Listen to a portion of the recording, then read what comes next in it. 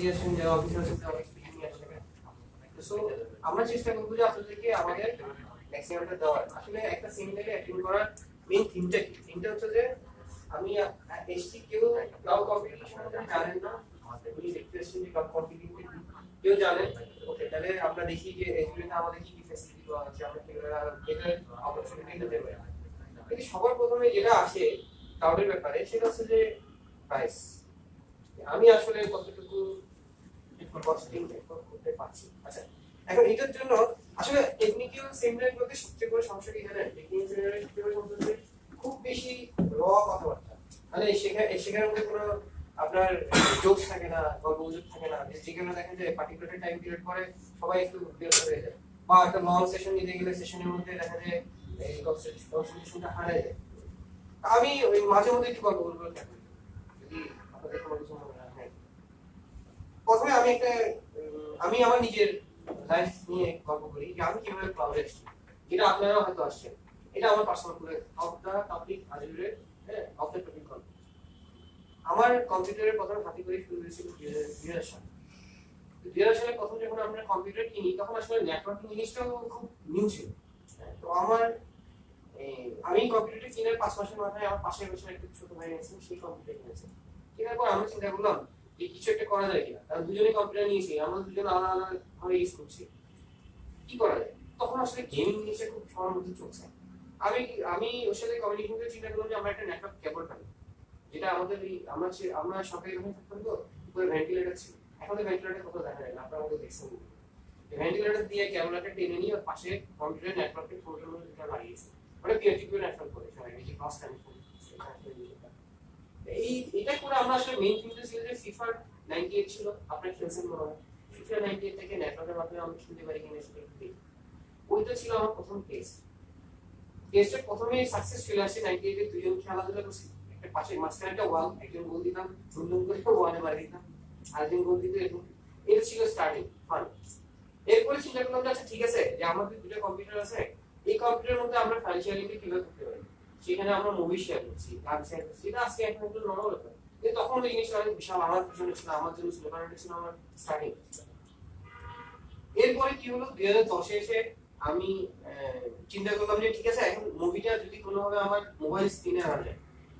একটা মুভি তো আমার কম্পিউটার আছে, সেক্ষেত্রে মোবাইল স্ক্রিন আনতে গেলে এখন স্মার্ট টিভি আছে, স্মার্ট টিভি যদি আনা যায়, স্মার্ট টিভি আমরা কিভাবে এখন মুভি দেখি, ম্যাক্সিমাম ক্ষেত্রে কি হয়, কিছু অনলাইন স্ট্রিমিং সার্ভিস আমরা কিনে নিই। কিন্তু আসলে তো আমরা এখন বিভিন্ন জায়গা থেকে, যদিও জিনিসটা বলাটা ঠিক না যে বিভিন্ন জায়গা থেকে মুভি নামিয়ে ডাইরেক্ট করে মুভি দেখছি। এখন আমি যখন নামানোর পর আমি মুভিগুলোকে কি করি, পেন ড্রাইভে নিয়ে গিয়ে পেন ড্রাইভে লাগাই। এখন যদি এই জিনিসটাকে এমন ভাবে করা যেত যে আমি যদি ডাউনলোড করলাম কম্পিউটারে, আমার পেন ড্রাইভে নিয়ে আবার লাগানো, আমরা আসলে এখন অনেক অলস হয়ে গেছি। আমরা যদি কোনোভাবে নামাই ওখান থেকে সরাসরি লিখতে পারতাম, এটা খুব কথা ভালো হইতো। এরপরে আমি কি করলাম, আচ্ছা ঠিক আছে, 2010-12 দিকে ওয়েস্টার্ন ডিজিটালের কতগুলো নেটওয়ার্ক ড্রাইভ পাওয়া যায়, এটা বাংলাদেশে তখন আসেনি, আমি দুবাই থেকে ডাইরেক্ট নিয়ে নিয়েছিলাম। ওয়েস্টার্ন ডিজিটালের 2 টেরাবাইটের একটা নেটওয়ার্ক, এগুলো কিন্তু আসলে আমার পার্সোনাল লাইফ কি এক্সপেরিয়েন্স শেয়ার করা কিছু না, এই কঠিন কথাবার্তায় যাওয়ার আগে আর কি। তো এই নেটওয়ার্ক ড্রাইভের মেইন থটটা কি, আমি যে নেটওয়ার্কে নিয়ে আসছি, আমি আসলে আলটিমেটলি কি করছি, ভার্চুয়ালি ক্লাউডের জগতে প্রবেশ করছি। যে আমি সেন্ট্রালি ক্লাউডটা আসলে এখন আমাদের জন্য অনেক, কি বলবো, একটা হাইপ ওয়ার্ড হয়ে গেছে। আসলে এটা বেসিক কিন্তু খুব সিম্পল। সেটা হচ্ছে কোথাও একটা ফাইল রেখে সেটাকে আপনি ইউজ করবেন, যেটা আপনার পিসিতে হবে না। এটা সব ক্লাউডের বেসিক সংজ্ঞাটাই হচ্ছে। এখন ওটা ফাইলের জায়গায় এখন বর্তমানে সার্ভিস এসছে, বর্তমানে সফটওয়্যার আসছে, এটা সফটওয়্যার সার্ভিস হিসেবে সবাই ঠিক করে। এরপর আমি কি করলাম, ওই নেস এটা লোকাল হোমনেসটা নিয়ে এসে আমি ওইখানে কিন্তু বিল্ডিং আপনার লিনাক্সের ওএস এর উপর, আমি জানি না আপনার টোনকি বলে একটা সফটওয়্যার নাম শুনছেন কিনা।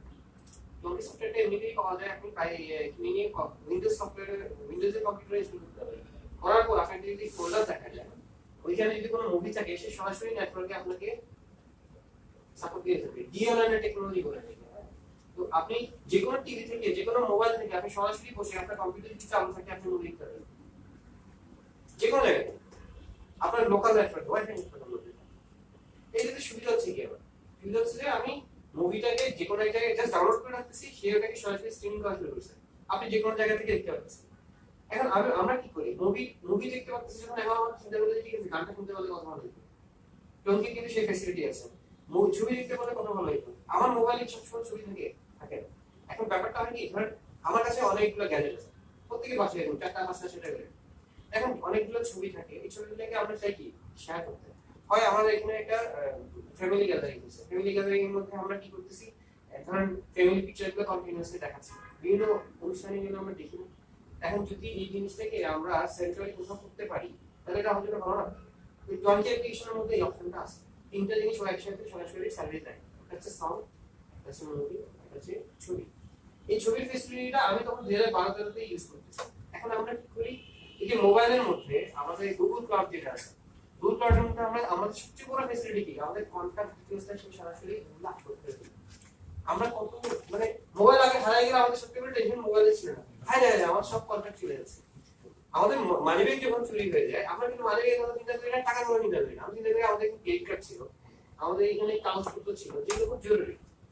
আমাদের মেইন থিংটা হচ্ছে কি, যেটা আমাদের মেইন থিং কখনোই কিন্তু প্রাইস না। একটা কোম্পানির জন্য আপনি যখন চিন্তা করবেন, এখন আমি এই জিনিসটাকে যদি, আচ্ছা আরেকটা মজার করে বলি, সেটা হচ্ছে আমার কিন্তু খুব গল্প বই পড়ার শখ। আমি জানি না আপনাদের এখানে অনেকের হয়তো বই পড়ার শখ আছে, আমরা তো বিভিন্ন জায়গা থেকে পিডিএফ বুক নামাচ্ছি, পড়তেছি।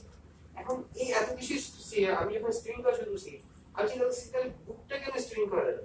কারণ হচ্ছে যে আমার মোবাইলে আছে, আমি ট্যাবলেট আছে, আমি ট্যাবলেটে বসে আজকে মোবাইলে বসে কালকে করবো, আমার শুয়ে আছি ট্যাবলেটটা আনতে হবে, দূর রেখে ঝামেলা, আমার সেন্টারে আছে, আমি ওখান থেকে নামাজ করতে পারতাম। আমি জানি না আপনারা এই অ্যাপ্লিকেশনের নাম শুনছেন কিনা, এখানে নামটা হচ্ছে ক্যালিব্রি। ক্যালিব্রি দিয়ে আপনি সরাসরি পিডিএফ ডকুমেন্ট স্ক্রিন করতে পারেন, পিডিএফ হোক, ইপাব হোক, মানে যে কোনো ধরনের, ওর এখানে সাপোর্টেড অনেকগুলো লিস্ট আছে, এটা কন্টিনিউয়াসলি তারা বাড়াচ্ছে, এটা ফ্রি ফ্রি আপনি কম্পিউটারে সেট আপ করে আপনি বইগুলো যখন দেখাই দিবেন, সরাসরি আপনি মোবাইলে বসে ট্যাবে বসে পিডিএফ গুলোকে পড়তে হবে। তাতে হয় কি, আমি শোয়ার আগে একটু পড়তেছে, আমার হয়তো দেখা যাচ্ছে একটা কম্পিউটার অবজেক্ট করছি, এটা অন্য ট্যাবে বসছি, অন্য জায়গায় বসে, এটা আমার যদি এখন এখানে থাকতো, আসলে যেটা হয় আর কি, তাও এখন মানুষকে অনেক অনেক অলস করে ফেলতেছে। আচ্ছা, এরপরে এই জিনিস থেকে আমি যদি নিয়ে যাই যে আমাদের কোম্পানি ওরিয়েন্টেড ওয়েতে, আজকে থেকে 10 বছর আগে আইটি অ্যাডমিনিস্ট্রেটর, আইটি পিপল বলে কোনো কিছু ছিল না। ছোটখাটো কোম্পানিগুলো কি করতো, একটা কম্পিউটার কিন্তু দিয়ে দিত, তুমি কিন্তু বসে বসে ইনভেস্ট করো। আস্তে আস্তে কোম্পানিগুলো কি চিন্তা করলো যে হ্যাঁ ঠিক আছে, আমার এখানে এখন বর্তমানে 100 জন এমপ্লয়ি কাজ করতেছে, 100 জন এমপ্লয়ি 100টা কম্পিউটার, তাহলে এখন আমার এই যে ডেটাগুলো, প্রত্যেকটা কোম্পানি প্রত্যেকটা এমপ্লয়ি ডেটাগুলো কোথায়, যার পিসিতে, আজকে সে যদি কোনো কারণে ফাইলটা ভিডিও দিয়ে চলে যায়, লস হয়, কোম্পানি লস। তো সে তখন ঠিক করলো যে ঠিক আছে, আমি একটা কাজ করি, আমি একজন আইটি পিপল নেই, আইটি অ্যাডমিনিস্ট্রেটর নেই, সে এই জিনিসগুলো গুছায়, সে দায় দায়িত্ব নিয়ে কাজগুলো করে দিবে। কোনো কারণে ফাইলটা কম্পিউটার ক্র্যাশ করলে ফাইল যাতে না হারায়, সেটা যাতে ব্যবস্থা করা যায়, সেটা যাতে করা যায়। আইটি অ্যাডমিনিস্ট্রেটর সে কি করছে, সে একটা সার্ভার বসে, সার্ভার বসে সেটাকে সে এডিটে নিয়ে গেছে, তো আপনারা বুঝতেছেন, এডিটে নিয়ে যাওয়ার পর সেখানে অ্যাক্টিভিটি করে করছে, সে আসলে লোকালি একটা ক্লাউড তৈরি করছে। ক্লাউড তৈরি করার পর সে ওই নেটওয়ার্কের মাধ্যমে আমাদের ফাইলগুলোকে ওখানে রাখার ব্যবস্থা করছে, তাই না?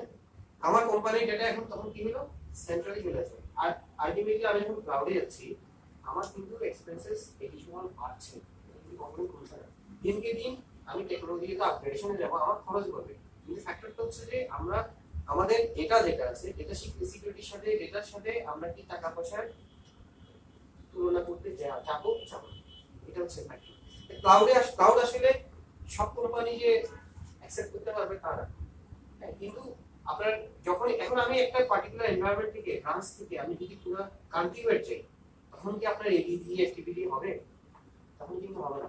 আপনার কোম্পানি যত বড় হবে, আপনাকে তখন তত বিগার থিঙ্ক করতে হবে, আপনার পিকচারটাও তত বড় হবে। আপনি যখন ইন্টার কান্ট্রি চলে যাবেন, ইন্টারন্যাশনালি চলে যাচ্ছেন, তখন তো আপনার ব্যাপকতা আরো বেশি। নিশ্চয় বুঝতে পারছেন তো? আপনার এখন ব্যাপারটা হইতে পারে যে হ্যাঁ, আমি খরচ করবো, খরচটা আমি কত পার্সেন্ট বাড়াবো বা কত পার্সেন্ট আমার এডিশনাল আসবে, সেটা জিনিসে আমার আরওআই কি, রিটার্ন অফ ইনভেস্টমেন্ট কি, সেটা আমার জানা দরকার। সরি, আমরা আজকে এই যে কিছুক্ষণ আগে ইন্ট্রোডাক্টরি সেশনে বলে গেছেন আমার ভাই যে টেক ফোরাম বিডিএস আমাদের একটা ফোরাম, আমরা এই ফোরামের মাধ্যমে সবসময় চেষ্টা করতেছি আমাদের ফোরামটাকে ডেভেলপ করার, আমরা যা জানি সেটাকে শেয়ার করা, শেয়ার করার মাধ্যমে কি হবে, শেয়ারিং ইজ কেয়ারিং। এবং আপনি যত নলেজ হচ্ছে যে ধরে রাখার জিনিস না, নলেজ হচ্ছে ছেড়ে দেওয়ার জিনিস। We are expecting from you, আপনারা যা জানেন তা নিয়ে অবশ্যই ডেফিনেটলি আমাদের সাথে আসবেন, আমরা চাচ্ছি ফোরামটাকে ভারী করার। আমরা এই ফ্রি সার্ভিসের পাশাপাশি আপনাদের যে কোনো ধরনের যদি রিকোয়ারমেন্ট থাকে ডেফিনেটলি আপনারা কমিউনিকেশন করতে পারেন। আমাদের মানে বাংলাদেশে মাইক্রোসফটের মোস্ট ভ্যালুয়েবল পার্সোনাল এমভিপি মাত্র 3 জন এই বছর। তাদের মধ্যে একজন হচ্ছেন আমাদের সাথে আছে হাসান ভাই, the most honorable person and he is leading us. Technical ভিউতে সবচেয়ে বড় সমস্যা হচ্ছে ওনার প্রশংসা সহ্য করতে পারে না, দিতে পারে না। আচ্ছা অসুবিধা নেই হাসান ভাই, we are very much happy to work with you. এখন আমি আপনাকে ওনাদের সাথে ওনার সাথে পরিচয় করে দিচ্ছি, এই কারণ হচ্ছে যে উনি আসলে প্রথমে একটু দাঁড়ান উনি ওনার ইন্ট্রোডাকশনটা আসলে দেন। আসলে উনি একজন অনেক সিনিয়র পারসন এবং he is very much knowledgeable. আজকে আমি আপনাদেরকে এজুরে নিয়ে যে লাইভ সেশনগুলো দেখাবো, এটার জন্য ওনার অনেক বড় অবদান। কারণ এজুরেতে লাইভ সেশন দেখানোর পিছনে কস্টিং মারাত্মক রকম ইম্পর্টেন্ট আছে। এই লাইভ সেশনের জন্য উনি আমাদেরকে মাইক্রোসফট থেকে আলাদা করে একটা এজুরের সাবস্ক্রিপশন নিয়েছে এবং এটা আসলেই আমি অনার ফিল করছি আপনাদেরকে দেখানোর জন্য। এটার সাথে আরো রিলেটেড হচ্ছে আপনাদের যদি যে এজুরে রিলেটেড যদি কোনো রকম আলাদা কোশ্চেন থেকে থাকে আজকের পরে সেশনের পরে গিয়ে আপনারা চাইলে আমাদেরকে কোশ্চেন করতে পারেন। We are here for you. মানে আপনাদের ভিতরে রেখে দেওয়া দরকার নেই যে ভাই ওনাকে আমি ফোন করেছি যে আমাকে কি হবে, উনি কি আমাদেরকে রেসপন্স করবে। আমরা কিন্তু এখানে আছি, আপনাদের যা লাগে কোশ্চেন কখন করবেন। আমাদের একটা পেজ আছে, আমি আপনাদেরকে পরে দিব, পেজে কোশ্চেন করলে আমরা আনসার দিব ইনশাআল্লাহ। ওকে, তাহলে আজকে আমাদের প্রেজেন্টেশনের মেইন হচ্ছে এসকিউএল সার্ভারের উপরে, আমরা কিভাবে অ্যাজুরেতে এসকিউএল সার্ভার ইউজ করব। হ্যাঁ, এর সাথে আমাদের ডেটা ব্যাকআপ থেকে শুরু করে স্ক্রিপ্টিং এর ব্যাপারগুলো আছে, আমি সবগুলো দেখানোর চেষ্টা করব।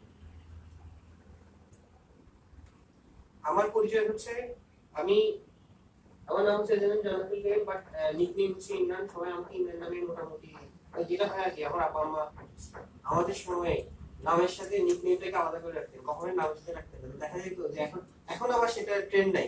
এখন আমার নাম হচ্ছে ইমরান বললে অনেকে চেনে না, কারণ আমার নাম হচ্ছে করিম। অনেকে করিম নামে চেনে, অনেকে ইমরান নামে চেনে। যাই হোক, আমার নিকনেম ইমরান, আবার আমি এটাতে বেশ কমফোর্টেবল। আপনারা চাইলে আমাকে ইমরান নামে রাখতে পারেন, আপনার করিম নামে রাখতে পারেন, কোনো সমস্যা নেই। আমি একটা ডায়মন্ড সিমেন্টের এসএনজিআর ম্যানেজার আছি, হেড অফ আইটি হিসেবে। আমি আসলে মেইনলি ডেভেলপার প্লাস অ্যাডমিনিস্ট্রেটর। আমি ওখানকার এমআইতে টোটাল এটা করি, আমরা ব্যাকএন্ডে এসকিউএল সার্ভার ইউজ করি। আমাদের ইআরপিটা হচ্ছে আমাদের ইন্টারনাল পুরোটা তৈরি করা, এটা পুরোটাই আমার আন্ডারে তৈরি হচ্ছে। আচ্ছা, ক্লাউডে আমরা আজকে যে চিন্তা করব আমরা কেন ক্লাউডে যাব। আমি আপনাদেরকে আমার সিম্পল একটা লাইফ স্ট্যান্ডার্ড দিয়ে বুঝালাম যে আমি আস্তে আস্তে ক্লাউডে যাচ্ছি। সেই ক্লাউডে যাওয়ার পিছনে কিন্তু আমার খরচটা বাড়ছে লোকালি। হ্যাঁ, তো আমার কোম্পানি যখন চিন্তা করবে সেটা তো আমার বিগার পিকচারে চিন্তা করবে। আমি যখন চিন্তা করবো ক্লাউডে যাব, সেটাকে আমি কয়েকটা ভাগে ভাগ করছি, আপনাদেরকে বোঝানোর সুবিধা আছে। প্রথম ভাগটা কি, হার্ডওয়্যার রিফ্রেশ। হ্যাঁ, আমার এখানে ছোট হয়ে গেছে। হার্ডওয়্যার রিফ্রেশ, আমার একটা কোম্পানির জন্য যদি আমি একটা সার্ভার কিনতে চাই, এই সার্ভারের একটা স্থায়িত্ব কাল আছে। এটাকে নরমালি স্ট্যান্ডার্ডে 60 মান্থ হিসেবে করা, 60 মাসের মধ্যে আমাদের সার্ভার ডেপ্রিসিয়েশনের বাদ দিতে হবে। যদিও ডেপ্রিসিয়েশন ওয়ার্ডটা অনেকের কাছে পরিচিত, যদি না থাকে আমি জিনিসটা বুঝিয়ে বলি। এটা হচ্ছে অ্যাকাউন্টিং একটা ভাষা। সেখানে হয় কি, আমাদের একটা পার্টিকুলার অ্যাসেটকে আমরা জিরো পর্যন্ত নিয়ে আসি, কারণ এটা তো একটা খরচ। আমি একটা সার্ভার কিনলাম, সেটা একটা লাইফ টাইম আছে। এই লাইফ টাইমের মধ্যে আমার পুরো খরচ থেকে আমার প্রফিট লস এখান থেকে এনে আস্তে আস্তে খরচ থেকে ওইটাকে করতে হবে, জিরো করতে হবে। ডেপ্রিসিয়েশন আমরা যখন একটা সার্ভার কিনি, সেটা হয় কি ক্যাপিটাল এক্সপেন্ডিচার হিসেবে, এটা নরমাল এক্সপেন্ডিচার না। ক্যাপেক্স কিন্তু একটা বিশাল ইস্যু। যে কোনো একটা কোম্পানিতে যখন আমি ক্যাপিটাল এক্সপেন্ডিচার করতে যাবো, তখন আমাদের অনেক রকমের এরও বেশ বেশ কিছু সমস্যা আছে। আমি যখন সার্ভার নিলাম, নেওয়ার পরে আমার একটা থট হচ্ছে যে আমার এই লোডটা হলে এতটুকু।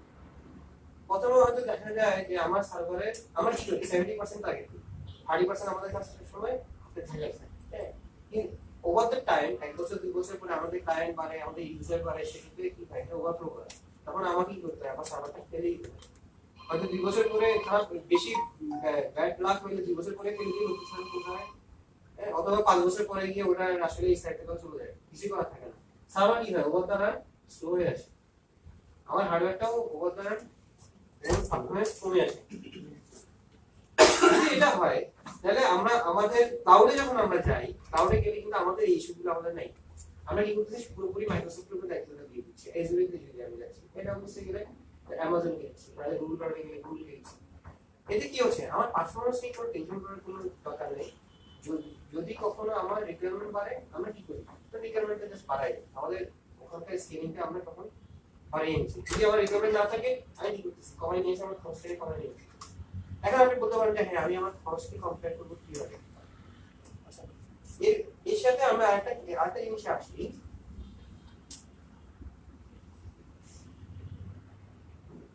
আমাদের ধরেন যদি সার্ভিস ওরিয়েন্টেড অর্গানাইজেশন হয়, সার্ভিস ওরিয়েন্টেড অর্গানাইজেশনের ক্ষেত্রে হার্ডওয়্যারটা আসলেই বিশাল থাকে। কারণ হচ্ছে যখন আমার ইউজার বেড়ে যায়, কাস্টমার যখন বেড়ে যায়, তখন কি হয়, সার্ভারের উপর প্রেশার পড়ে। কোনো কারণে যদি সার্ভারের প্রপার পারফরমেন্সটা করতে না পারে, তখন কোম্পানিরই বদনাম। সেক্ষেত্রে আইটির উপরে এসে প্রেশারটা পড়ে। আইটির উপরে যদি প্রেশারটা পড়ে, আমাদের ফ্লেক্সিবিলিটির জন্য আমরা তখন কি করি, কারণ সার্ভারের পারফরমেন্স বাড়ানোর জন্য প্রসেসর বাড়াচ্ছি, র্যাম বাড়াচ্ছি, তারপরে দেখা যায় যে আমার সেটা হয় না। হয়তো হতে পারে যে আপনার পারফরমেন্স হার্ডওয়্যারে ডিগ্রেডেশন করছে, এগুলো একটা বিশাল ইস্যু আমাদের ক্লাউডে যাওয়ার পিছনে। সেকেন্ড থট হচ্ছে যে কস্ট। এই কস্টটা নিয়ে এখন আমার আপনাদের সাথে একটা বড় সড়ো ইনফরমেটিভ আছে, সাইট আছে। এটা আপনি মনে হয় তখন কোশ্চেন করছেন যে আমার খরচটা কত বেশি হচ্ছে। আমি আপনাদেরকে এখন যে হিসাবটা দিব, এই হিসাবটা হচ্ছে গত বছরের জুন মাস অনুযায়ী আমি একটা থার্ড পার্টি সাইট থেকে ইনফরমেশনগুলো নিয়েছি। নেওয়ার পরে আমি আবার অ্যানালিসিস করে কালকে রাতে সময় পেয়েছি। যাক এনিওয়ে, আমি আপনাদেরকে একটু জানাচ্ছি। দেখেন উপরে দেখেন আপনাদের ওখানে একটা সার্ভারের ইয়ে দেওয়া আছে। হ্যাঁ, ডেল এর একটা পার্টিকুলার সার্ভারকে নিয়ে আমরা চিন্তা করতেছি। এটা প্রসেসর হচ্ছে দুটো, হ্যাঁ, তারপর হচ্ছে হাইপার থ্রেডেড কোর নিয়ে 768 জিবি অফ হার্ড র‍্যাম নিয়ে আমরা পুরো ক্যালকুলেশনটা করছি। কিন্তু আমরা যে সার্ভারটা এখন মার্কেটে পাবো, এই সার্ভারের পুরো কনফিগারেশনটা আমরা আসলে ভিএমএ পাবো না। আমরা কি করছি যে এটাকে পার কোর এক্সপেন্সেস নিয়ে আসছি। একটা কোরের জন্য আমার কতটুকু খরচ করতে আসলে একটা সার্ভারে, এই যে উপরে অন প্রেমিসেস সার্ভার আছে, এই অন প্রেমিসেস সার্ভারের জন্য আমরা ধরে নিই এটার প্রাইস হচ্ছে $20,000। এর সাথে আমার chassis, network switch, power and hosting ইনফ্রাস্ট্রাকচারের জন্য আলাদা করে কিছু খরচ আছে। এটাকে ধরে নিলাম $4,000। $4,000 জন্য এগুলো কিন্তু নিউমেরিক্যাল ফিগার। আমার মনে হয় না আপনাদের কঠিন লাগে কথা, কোশ্চেন করবেন। যদি বলে বসেন যে ভাই ভ্যালিডিটি কত দিয়ে প্রাইস, তাহলে আমাকে একটু পরে এক্সপ্লেইন করতে হবে, এটা পরে এক্সপ্লেইন সবটাই। ওকে, এরপরে বেসড অন 60 মান্থ ডেপ্রিসিয়েশন, আমরা 60 মাসের ডেপ্রিসিয়েশন হিসেবে আমরা কি করছি, $24,000 এই যে এখানে এটা হচ্ছে 40 কোরের, মানে আপনি যখন ভার্চুয়ালি যাবেন হাইপার থ্রেডে গেলে এটাকে 80 কোরের মানে ইয়ে করা যায়, কনভার্সন করা যায়। 80 কোর দিয়ে ভাগ করে নিচ্ছে করে আমি কি করতেছি, 12 মাসে যদি ভাগ করি $400 আসে। হ্যাঁ, এই $400 মধ্যে আমি পার করে $5 করে আমার খরচ করতেছি, আমি যদি অন প্রিমিসেস সার্ভার বসাই। ঠিক আছে, এটা তো বুঝতে সমস্যা হচ্ছে। এজুরের ক্ষেত্রে একটু কাহিনী আছে। এজুরের ইয়ারলি আমার $400, এটা আসলে পার মান্থ $5 পার করে, তার মানে $400 হচ্ছে পার পুরো সার্ভারের কস্টিং পার মান্থ, 80 টাকা করে। ঠিক আছে, আমি পার মান্থ বলতেছি সব হিসাবে, এই ইয়ারলিতে পরে কনভার্ট করে নেব। আচ্ছা, এজুরের এখানে আপনার একবারে টাকাটা ইনভেস্ট করতে হচ্ছে একটা প্রবলেম, কিন্তু এখানে আপনি একবার দিতে হচ্ছে। হ্যাঁ, এটা একটা ইস্যু, একটা ভ্যালু। আচ্ছা, এরপর আমি যদি এজুরিতে যাই, আমি এজুরিতে বর্তমানে এই সার্ভারটা আছে আমি দেখছি। হ্যাঁ, B7 S72 সরি আমার S72 SB2 না, এখানে 72 সিপিইউ কোর আছে। ওখানে যেহেতু 80টা পেয়েছি আমরা, ওরা 72টা সিপিইউ কোর দিয়েছে এবং 76 GB of SD hard disk, 144 MB RAM আমি দেখেছি।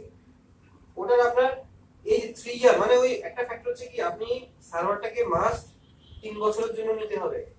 3 বছর ধরে আপনাকে মাস্ট পেমেন্ট করতে হবে, মানে এটা হচ্ছে আপনাদের ফিক্সড, যে কারণে ওরা কাস্টমারদের নামায় দিবে। সেটার সাথে আপনাকে এখানে বলা আছে যে একটা লাইসেন্সিং প্রোগ্রাম আছে মাইক্রোসফটের। হ্যাঁ, সেটা হচ্ছে হাইব্রিড ইউজেস এনেবল। ঠিক আছে, অ্যাজুরে হাইব্রিড ইউজেস এনেবল যদি করে ওই লাইসেন্সিং এ যান, তাহলে আপনার পার মান্থ খরচ করতেছে $806। তাহলে cost per core per month হচ্ছে $11। তার মানে $5 তুলনায় $11 কিন্তু অনেক হাই, ডাবলের বেশি। আচ্ছা, আমি যে ডিসকাউন্ট প্রসিডিউর যেগুলো আছে আমি এগুলো নিয়ে আপাতত না যাই। এখানে কিছু ডিসকাউন্ট আছে যেটা Microsoft day by day change হয়। আমি তারপর ওই টাইম অনুযায়ী ওরা আপনাদেরকে যে ক্যালকুলেশনটা দিয়েছিল সেটা ডিসকাউন্ট অনুযায়ী $6 আছে। আমি এটাতে বাদ দিলাম $5 আর $11। এরপরে আমার কি হচ্ছে, আমরা যদি অন প্রিমিসেস সার্ভার রাখি তাহলে আমার পার মান্থ কিছু খরচ কিন্তু ভেরিয়েবল কস্ট কিন্তু আছে, সেটা হচ্ছে ইলেকট্রিক বিল, হ্যাঁ, সার্ভার মেইনটেনেন্স সাপোর্ট কস্ট। আমি মিনিমাম $500 দিচ্ছি, থেকে বেশি হয়, মানে হচ্ছে 45,000 টাকা, 40-45,000 টাকা এই সাপোর্ট কস্ট থেকে বেশি হয়। এই দুটো যদি আমি যোগ করি তাহলে আমার পার মান্থ খরচ কিন্তু $14 চলে যায়, এটা $11 চেয়ে বেশি। আমরা কিন্তু সবসময় চিন্তা করি হার্ডওয়্যারটা নিয়ে, ওটা ইনফ্রাস্ট্রাকচারে সেটআপ করার পরে যে কস্টগুলো ইনভলভ হয় সেটা নিয়ে আমরা কোনো চিন্তা করি না। ওইটা যদি আমি করি তাহলে সেই হিসেবে আমার পার মান্থ চলে যাচ্ছে $14। ওয়ারেজ আমার অ্যাজুরেতে কস্টিং করতেছে কত?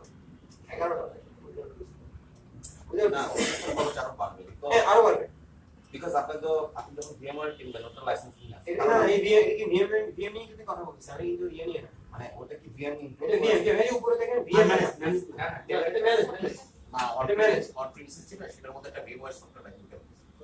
ওটা দেখেন আপনি যত মানে ক্যাপাসিটি সার্ভারটা কিনেছেন, আপনি যদি VM না হাইপারভাইজ না করেন তাহলে জিনিসটা প্রপারলি প্লেস করতে পারবেন না। বুঝতে পারছি, কারণ ওগুলোর জন্য রাইট 80 CPU এবং এত RAM আপনি at least আপনি 20টা মেশিন বানায় দাও।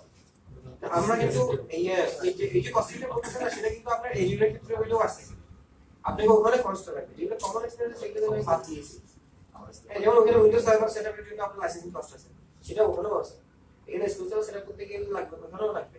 আমি কিন্তু ওগুলো কমন কস্ট, না কিন্তু VM এর মানে VM এর কস্টটা কিন্তু আপনার এখানে আসবে, এখানেও আসবে, কারণ হচ্ছে আপনার ভিএম যেটা একটা আপনাকে দিবে সেটাকে আপনি আবার যদি ভাগ করতে যান তাহলে আপনাকে আলাদা কষ্ট হয়ে যাবে না। এখানেও তো একই সফটওয়্যারটা লাগবে না, সেম জিনিস এখানেও একই টাকা লাগবে।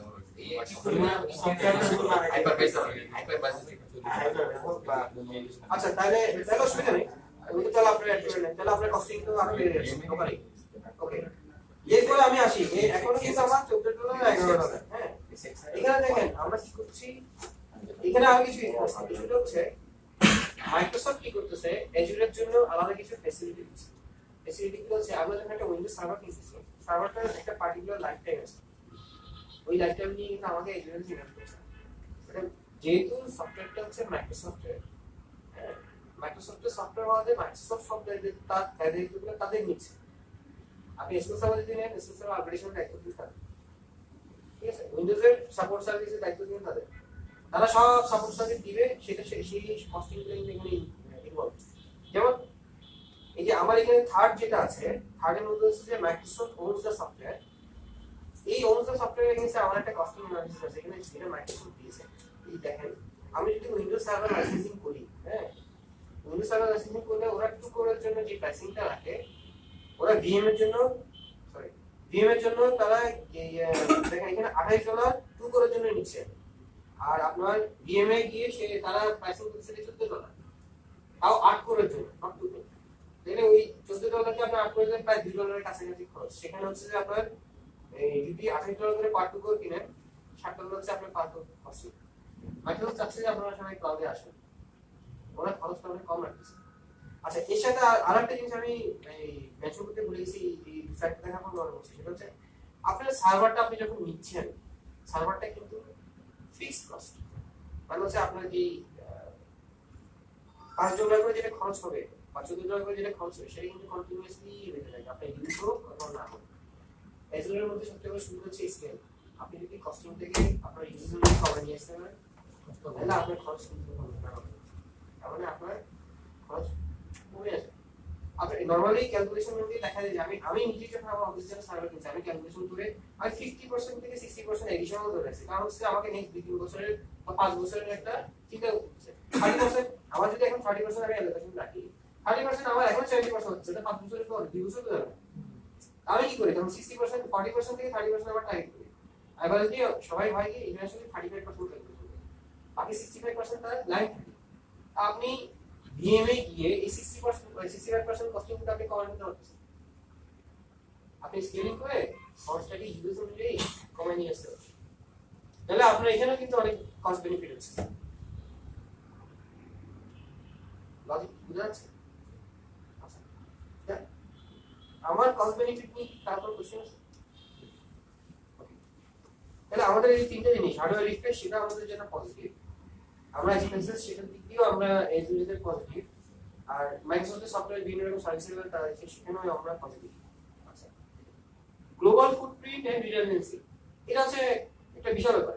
আমরা যখন ইন্টারন্যাশনালি কাজ করি, আমাদের পক্ষে যখন আমরা সার্ভারকে স্কেলিং করা শুরু করি, যেমন ধরেন আপনার এই যে ফেসবুক বা গুগল, তারা কি করতেছে বিভিন্ন রিজিয়ন অনুযায়ী সার্ভার সেট আপ করতেছে।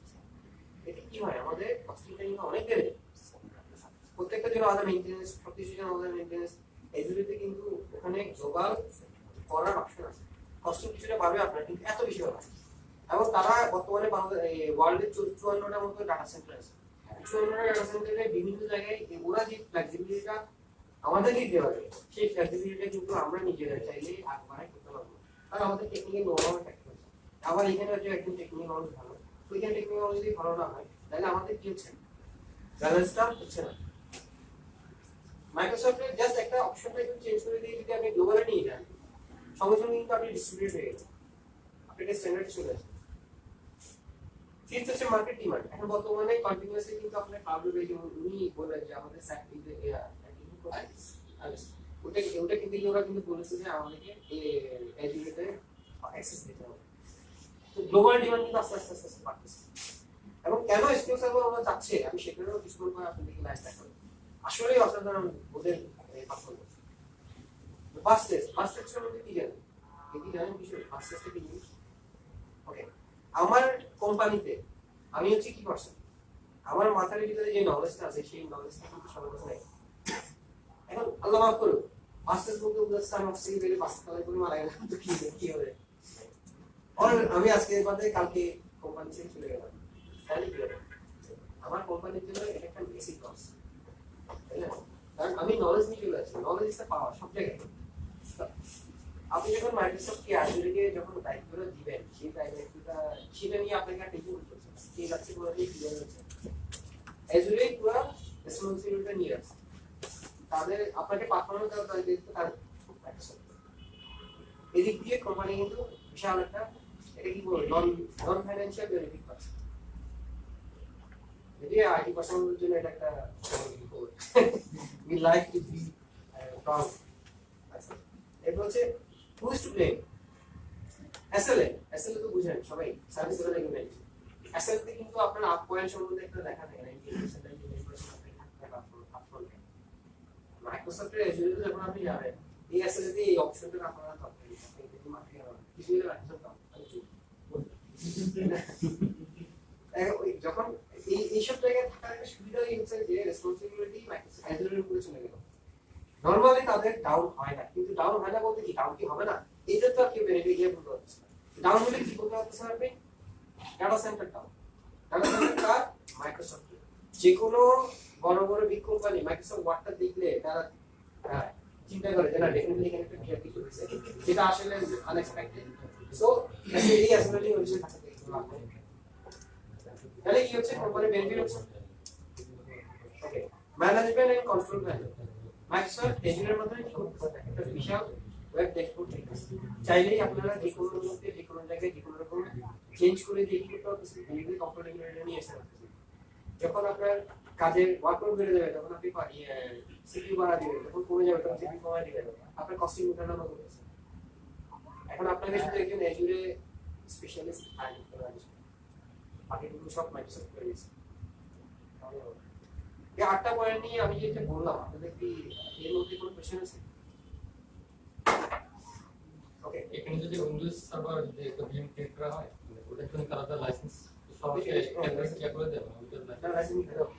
আপনার যদি লাইসেন্স আগে থাকে মাইক্রোসফটের, ওখানে একটা অপশন আছে, ইফ ইউ হ্যাভ লাইসেন্স, হ্যাঁ আপনি কিছু দিয়ে দিবেন, লাইসেন্স নাম্বার দিয়ে দিবেন, তাহলে ওই লাইসেন্সের জন্য আপনার থেকে কস্ট নিবে না।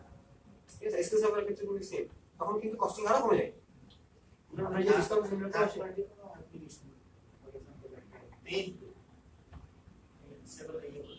ভিএম থাকতে পারে, হ্যাঁ ভিএম থাকতে পারে, তো আপনাকে তো ওএস দিচ্ছে, আপনি জানেন তো।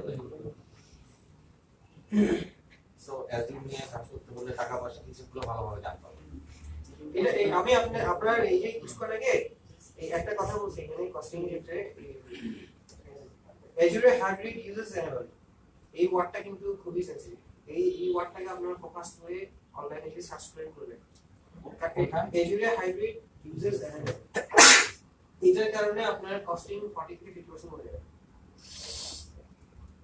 হাইব্রিড ইউজেস অ্যানাবল তো মাইক্রোসফট ওদের আপনি যখন প্রাইসিং করবেন ক্যালকুলেটর ওদের আছে ওটাতে যাবেন তখন দেখবেন ওরা বলে যে হ্যাঁ আপনি যদি হাইব্রিড ইউজ অ্যানাবলটাকে ক্লিক করেন তাহলে আপনার কস্টিং অর্ধেক 50% হয়ে যাবে মানে ওখানে কিভাবে হ্যাঁ আগে কিভাবে এটা ওদের এখানে দেওয়া আছে এটা ও মাইক্রোসফটের নিয়ে এসে ইয়ে দেওয়া ওইটাতে হয় কি আপনার 3 বছরের পার্টিকুলার টাইম পিরিয়ড পর্যন্ত ওদের থেকে ফিক্স সার্ভিস আপনি নিতে হবে এই ধরনের কিছু আছে এখানে আপনি গিয়ে টেস্টে দেখুন এই আপনি যে ভুল করে যে বন্ধ করে দিতে যাচ্ছেন তা আসলে আপনাকে লং টাইম কনফিডেন্স দিতে হবে তখন ওরা ওইভাবে আপনার সাথে লাইফ পার্টনার দেয় আপনি যে এখানে যে এটা থেকে শিখে গেছেন ওখানে কি একটা ফিজিক্যাল মেশিনে ইয়ে দেখেছেন যে ওদের একটা সলিউশন আছে যে ওরা আসলে ওরা ফিজিক্যাল মেশিন দেয় না ফিজিক্যাল মেশিনে দেয় ওরা বিএম আর যেটা যেটা যে ফিজিক্যাল মেশিনে চালিয়ে নিতে পারে না বিএম পিছনে ওদের ওরা ফিজিক্যাল আছে তাহলে আমি অনলাইন দিছি ওরা বিএম চালানো ফিজিক্যাল মেশিন পুরো হ্যাঁ ওটা তো আছে কিন্তু মাইক্রোসফটের একবার কাছে ওরা ভিএম ছাড়া কোনো কথা নেই ওরা বলছে ভিএম দিতে ভিএম এর বিভিন্ন কনফিগারেশন আছে ভিএম দিয়ে কনফিগারেশন করতে হবে আমি চাইলে এগুলোকে আমার মনে হয় কি ওরা ডাইনামিকলি অ্যালোকেট করে বুঝছেন কারণ সেটা ডেটা সেন্টার বেস তো আপনার হয়তো একটা পুরো মাদারবোর্ডের ভিতরে 10টা সিপিইউ ইয়ে বসাই দিয়েছেন প্রসেসর বসাই দিয়েছেন এখন আপনাকে তো পুরো দেওয়া যাবে না এগুলো হচ্ছে হাইপারবি করা জাস্ট হ্যাঁ, ওয়েবের মাধ্যমে অ্যালোকেট করা কারেক্ট তো আপনি একটা ফিজিক্যাল কোথাও পাবেন না আপনাকে যেটা করতে হবে প্রসেসর করে নেবেন র‍্যাম করে নেবেন সেটা কি একটা প্লে সিস্টেমের উপরে কনফিগার করা আচ্ছা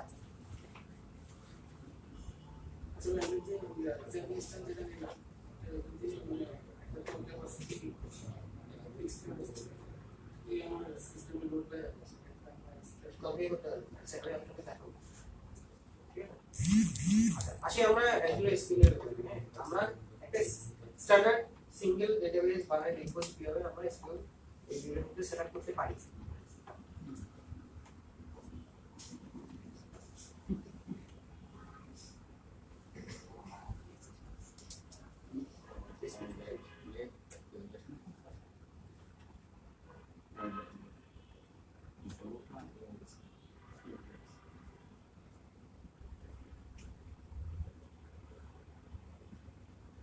এইটা একটু ফুল স্ক্রিন করে দেন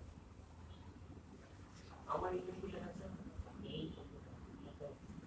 এই স্ক্রিনটা ছোট হয়ে গেছে আপনার এই স্ক্রিনটাকে ফুল স্ক্রিন করে দেন করে দিয়ে সব কিছু দেখা যাবে। এই ফুল স্ক্রিন ছিল এছাড়া আসবে না ম্যাকে তো আপনার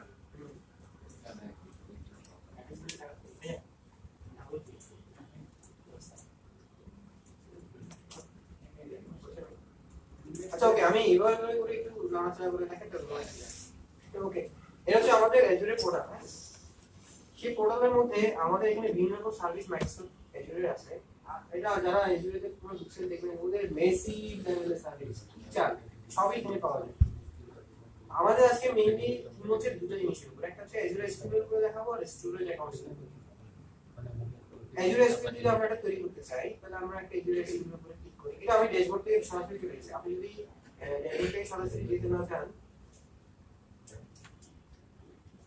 এখানে গিয়ে আমরা কিন্তু সার্চ করতে পারি যে সার্ভিসটা আপনি নেবেন হ্যাঁ দেখা যাচ্ছে সেই সার্ভিসে আমরা ক্লিক করলাম এখানে দেখেন একটা নতুন অ্যাড করার অপশন আছে ইউএসটি দেখা যাচ্ছে অ্যাড কোশ্চেন থেকে কোশ্চেন করে আমরা এখান থেকে একটা সিঙ্গেল ডাটাবেস বানাবো এখান থেকে আপনি চাইলে জাস্ট ফুল ডাটাবেস আমরা সব তৈরি করতে পারবেন খরচ আপনার পাবে কোনটা ক্রিয়েট দিলাম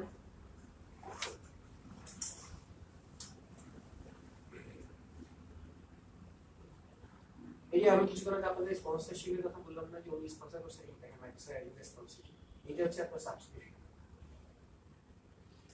এটা কি এমভিপি ওনাদেরকে দেয় উনি স্পেশাল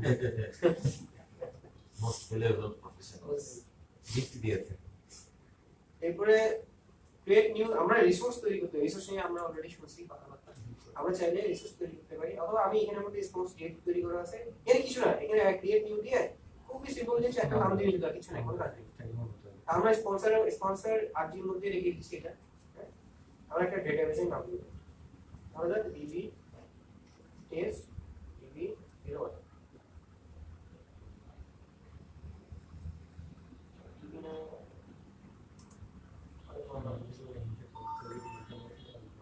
নামটাকে সেট করে রাখি, কারণ কিছুক্ষণ পরে আমি যখন কানেক্টিভিটি নিয়ে কাজ করবো তখন আমার এটা লাগবে। রিজন কি নর্থ সেন্ট্রালি গেছে না এটা দিব না, আমি ইংলিশ দিব।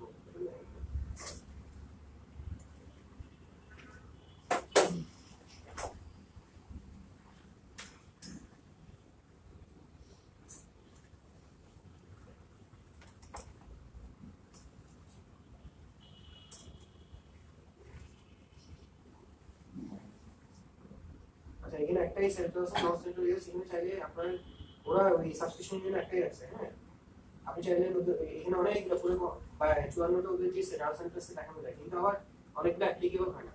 আমি আমার টেস্টের সময় দেখছিলাম যে সিলেক্ট করছি ইন্ডিয়া, কারণ আমার ঢাকা এই বাংলাদেশের জন্য ইন্ডিয়ার হচ্ছে কাছে। আপনারা হোক জিনিসটা তো বুঝেন না নেটওয়ার্কে, তো ওটা যদি কম হয় তো আমরা আপনার আমরা অনেক সময় এখানে বাংলাদেশের লোকেরা চিন্তা করে যে আমার ইউএস এর ওয়েবসাইটের সার্ভার হলে খুব ভালো। আসলে বাংলাদেশে ঢাকা হলে সবচেয়ে ভালো, কারণ হচ্ছে আমাদের বিডিএস বলে একটা কনসেপ্ট আছে, অনেকেই জানে। বিডিএস এর 10 এমবিপিএস এর সাইট পাওয়া যাবে, যেখানে ইউএস থেকে আসলে তো খবর দেবে। তাহলে আমরা এখানে একটা তৈরি করি, নেক্সট নেটওয়ার্কিং এ গেলাম। এখানে দেখেন আমার নেটওয়ার্কিং এসে বলে দিবে যে অ্যালাউ এজুরি সার্ভিস লাইন আপনার লাগবে কিনা। হ্যাঁ আমরা তো এখানে যেহেতু ডেমো বানাচ্ছি, ওরা অ্যালাউ আপাতত এজুরি সার্ভিস লাইনে কাজ করবে না, এটা ডিসেবল করা। আচ্ছা ওকে, নেক্সট এডিশনাল সেটিংসে যাই। আমরা একটা স্যাম্পল ডাটাবেস মাইক্রোসফট এর নিজস্ব স্যাম্পল ডাটাবেস, হ্যাঁ স্যাম্পল ডাটাবেসে দিয়ে দেখি অ্যাডভান্সড ওয়াস এন্ড আমরা ওগুলো বাদ দিয়ে রাখছি না, এটা কোলেশন ম্যানেজমেন্ট সম্পর্কে আপনারা শেষ করতে পারেন। ব্যাকআপটা দিয়ে রিস্টোর করার জন্য না, এটা এখনো ব্যাকআপে আসেনি, না বলছি ব্যাকআপে রিস্টোরের আমি দেখাবো। ও আচ্ছা আচ্ছা সেই এক্সিস্টিং ডাটাবেসে স্যাম্পল নিয়ে আসতেছি, ঠিক আছে। এখন যদি আমরা রিভিউ এন্ড পিরিয়ডে যাই, আপনার টোটাল ডিটেইলস এসে দেখাচ্ছে আমাদের কত কস্টিং হয়, ঠিক আছে। এই প্রাইসিং ডিটেইলসে গেলে আপনি দেখেন যে আপনি কি কি ইউজ করতেছেন না করতেছেন সেটা ডিটেইলস দেখেন। আমরা আসলে সাধারণত এই প্রাইসে দিয়েই পাবো। সার্ভিসিং কস্ট যদি আরো অন্য জায়গায় বিভিন্ন কনসেপ্টে সেটা একটু দেখতে হবে। ওকে এখন দেখেন আমরা কি করলাম, responsibility resource base methodology north সেন্ট্রালে কোন রিজিয়নে দিচ্ছি, ডাটাবেসের নাম কি, সার্ভারের নাম কি, আলটারনেট এসকিউএল ডেমো। আমি সার্ভারের নামটাকে চেঞ্জ করব, ঠিক আছে।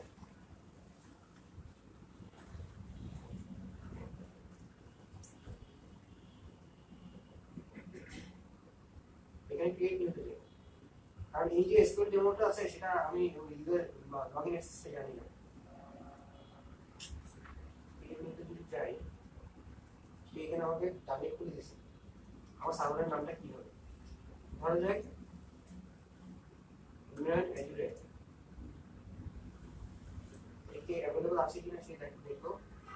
হ্যাঁ সার্ভার অ্যাডমিন লগইন ধরেন কি দিলাম, ইউজার দিলাম, কনফার্ম করতে আছে, পাসওয়ার্ড কোডিং দিলে সেটা আমি দিতে পারবো না। আচ্ছা TECK, আচ্ছা TECH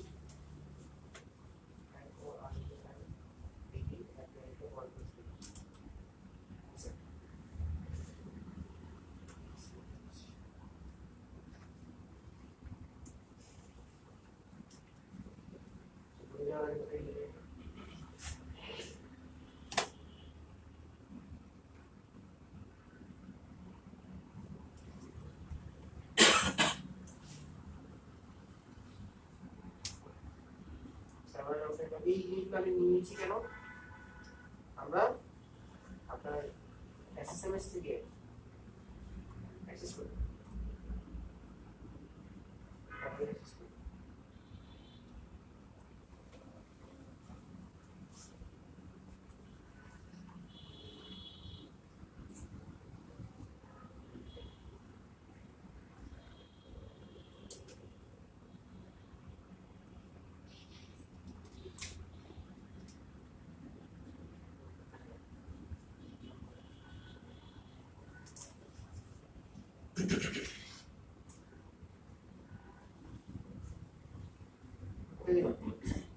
অস্ট্রেলিয়া সেন্টারে যে দেখেন এখানে আমি লোকেশন অস্ট্রেলিয়া সেন্টার দিচ্ছি। হ্যাঁ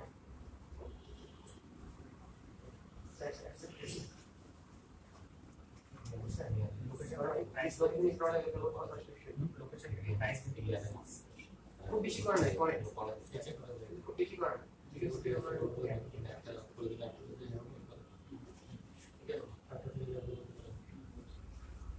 এটা আমি আপনাদেরকে ডিটেইলস নোট দেখাচ্ছি যে লোকেশন ইজ নট अवेलेबल মানে ওরা ব্লক করে গেছে আমরা এই সিরিজকে দেখি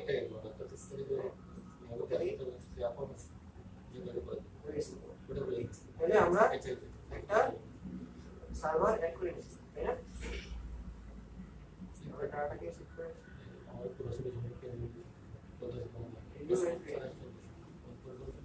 ওকে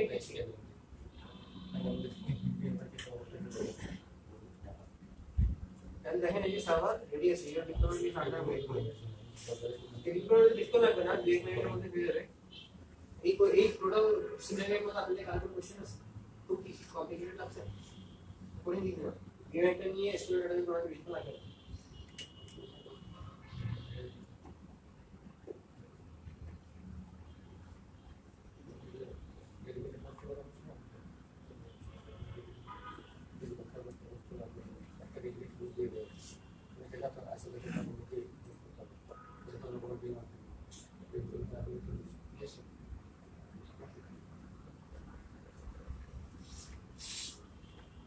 উনি একটা ভালো জিনিস দেখা যায় আমি জানতাম না দেখা যাচ্ছে ডেডিকেটেড হোস্ট মাইক্রোসফট নিয়ে আসছে আপনারা চাইলে ডেডিকেটেড হোস্ট নিয়ে যেতে পারবেন প্যাসিং হবে খালি আই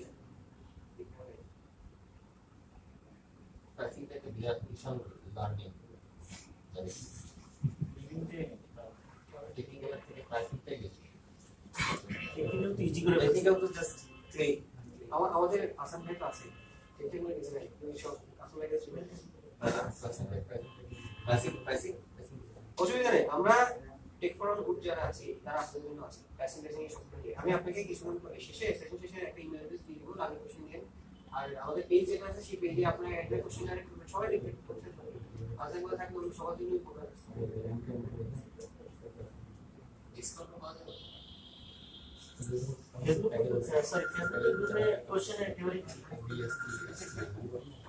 অ্যানসার এই একটা টাকা পয়সা ব্যাপারগুলোর জন্য জিনিসটা একটা ডিজাইন করা মানে কোনো একটা কোম্পানির জন্য এটা একটা মানে মেইন চ্যালেঞ্জ বড় চ্যালেঞ্জ আরো একটা কথা বলা হয় আমার আসল ভাই কিন্তু ডেটা সেন্টার স্পেশালিস্ট মাইক্রোসফট আছে কারণ এখানে আপনার এই মাইক্রোসফট একটা এরিয়াতে একজনকে এমবিএ করে ডেটা সেন্টারে উনি হচ্ছেন একমাত্র এমবিএ আপনার এই প্রোগ্রামিং এর জন্য এমবিএ আছেন আর আর্টিফিশিয়াল জন্য আছেন মানে ডেভেলপমেন্টে আরেকজন তো ওরা সো ডেটা সেন্টার নিয়ে আমাদের সবার টেনশন আছে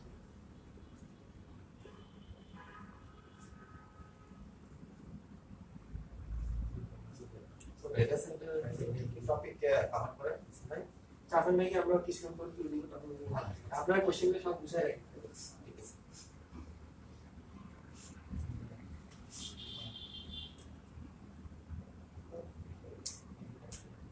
আপনারা এটাও জানবেন কি জানি না আপনি ওয়ার্ল্ড ওয়াইড কিন্তু বেশ কিছু এক্সপেরিয়েন্স টিম আছে যারা বিভিন্ন দেশে গিয়ে বিভিন্ন সফটওয়্যার ডেটাবেজের উপরে আলাদা করে ইয়ে করে বেসিস করে বিভিন্ন সমস্যাগুলো সমাধান করে আসলে ভাই কিন্তু এই ধরনের মানে বেট টিম নেই আপনাদের এক্সপেরিয়েন্সের কোনো ইস্যু থাকলে কিন্তু আগে ফ্যাক্টরি হায়ার করতে হবে অনেক অনেক কাজই আছে যেগুলো ফ্রি হয় না আমাদের জন্য অনেক টাইম সমস্যা নেই সলিউশন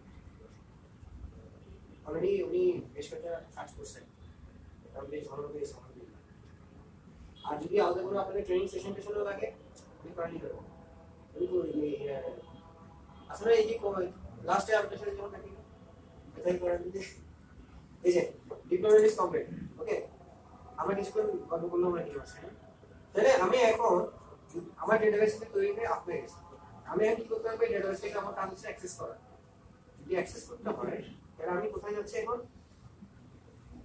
নরমালি আমরা করি কি এসএসএমএস এ তাই না কানেক্ট অবজেক্ট যদি আমি করি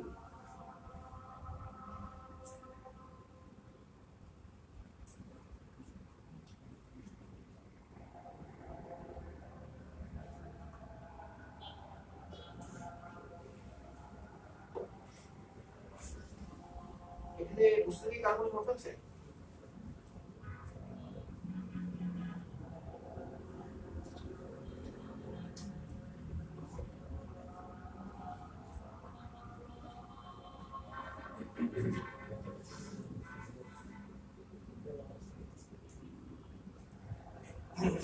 আমি এখানে মনে হয় একটা ছোট ভুল করছি, সেটা হচ্ছে এর মধ্যে একটা অপশন ছিল আমার ফায়ারওয়ালে অ্যাকসেপ্ট করা না, আমি এখান থেকে এখন ফায়ারওয়াল অ্যাকসেপ্ট ক্লায়েন্ট আইডিটাকে অ্যাড করে নেওয়া যায়।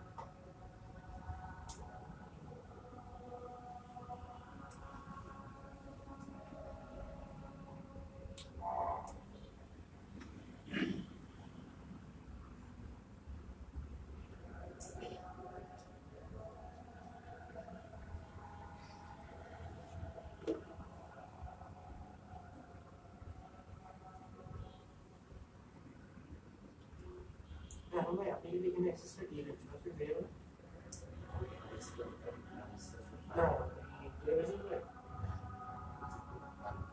এখানে ফায়ারওয়াল দিয়ে দেবো। আমাকে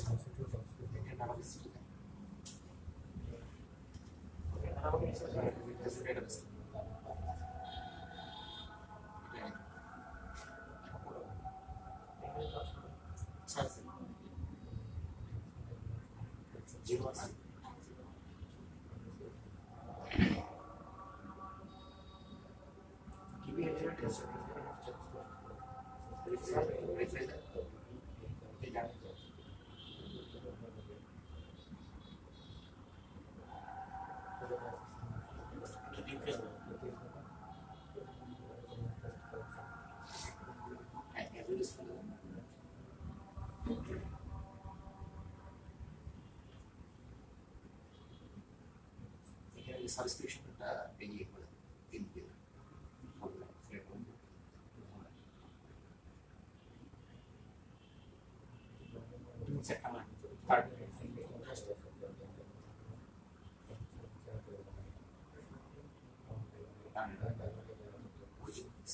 সার্ভ করার কথা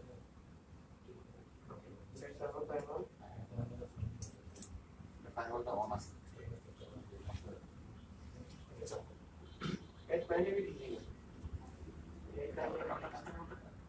অফ অফ চাপ দেন চাপ হ্যাঁ অন আছে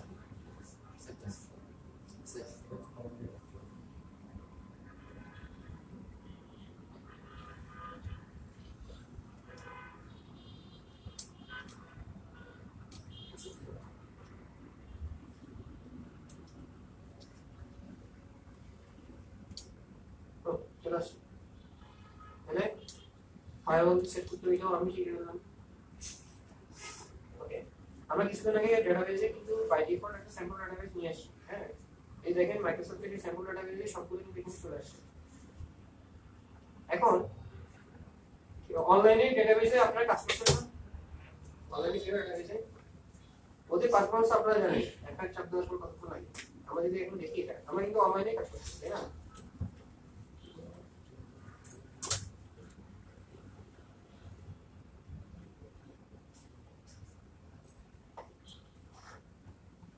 অনলাইনে সার্ভার কি এত ফাস্ট হয়?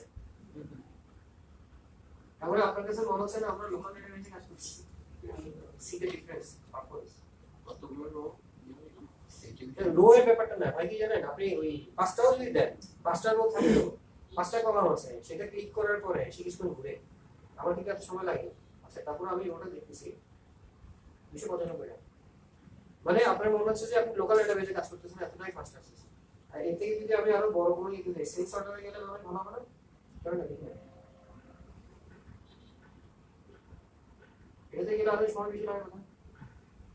এই কয়টা স্যাম্পল ডাটাবেস তো স্যাম্পল ডাটাবেস ইন্ডেক্সিং মনে হয় করা আছে মানে আসলে আপনি তো অনলাইন ডেটাবেসের মধ্যে তো ইন্ডেক্সিং করেন, আসলে ফ্যাক্টরটা ইন্ডেক্সিং এর না, ফ্যাক্টরটা আমি যেটা বুঝাতে চাচ্ছি সেটা হচ্ছে পারফরম্যান্স। আপনি লোকাল আমরা যখন এটা যদি সার্চ করি ডেটাবেসে কিছু আমি এই ডেটাবেসে আবার ডিসপ্লে করে আমার লোকালে নিব, আর আমাদের এখানে কি হয় আমি এখন আপনাদেরকে যেটা দেখাচ্ছি অনলাইনে একটা স্কুল ডেটাবেস বানানো। এখন আমাদের তো অনেকেরই অন প্রেমিসেস সার্ভার অলরেডি আছে। এখন অন প্রেমিসেস সার্ভারটা আমি ডেটাবেসে চাচ্ছি অনলাইনে ক্লাউডে ব্যাকআপ থাকবে, এটাই স্বাভাবিক। তখন আমার কি করতে হবে সেটা নিয়ে আমি যখন স্যাম্পল দেখাতে যাবো তখন আমি লোকালি ডাটাবেস থেকে আমি নামাবো, লোকালি ডাটাবেস থেকে নামাই যখন আমি দেখাবো তখন পারফরমেন্সটা দেখবেন সেম জিনিস। তবু আপনি লোকালি কাজ করতে আপনি রিফ্রেশ করতে যতক্ষণ লাগতেছে, আপনি ক্লাউডে বসে কাজ করতেছেন ঠিক সেম টাইপই লাগবে, পারফরমেন্সটাই আজুরি পারফরমেন্স। আচ্ছা, তাহলে আমাদের এসকিউএল ডাটাবেস একটা আমরা তৈরি করছি, এটা নিয়ে কারো কোনো কোশ্চেন আছে? এটা কঠিন কিছু না, অত কমপ্লেক্স খারাপ কথা না, আছে? এরপর আমরা যাই ব্যাকআপ স্ট্র্যাটেজিতে। ব্যাকআপ স্ট্র্যাটেজির কাজটা কি?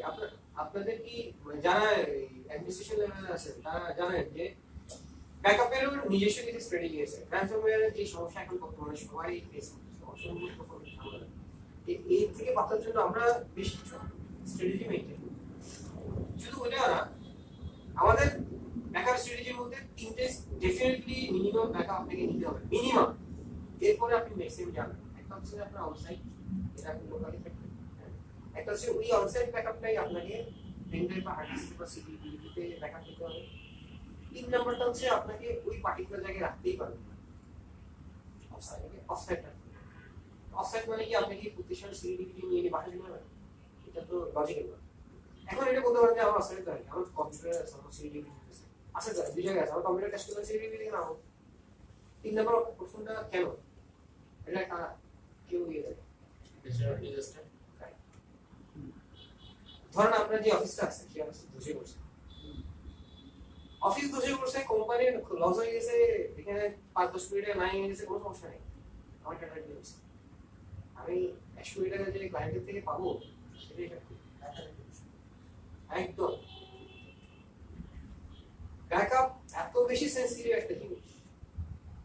তো যেটা হয়, ক্লাউড ব্যাকআপটাও আপনি কিভাবে করতে পারছেন, অনলাইনে নিতে পারছেন, আপনারা ইয়েতে নিতে পারতেছেন, গুগলের ক্লাউডে নিতে পারতেছেন, তাহলে আজুরিতে যাবেন।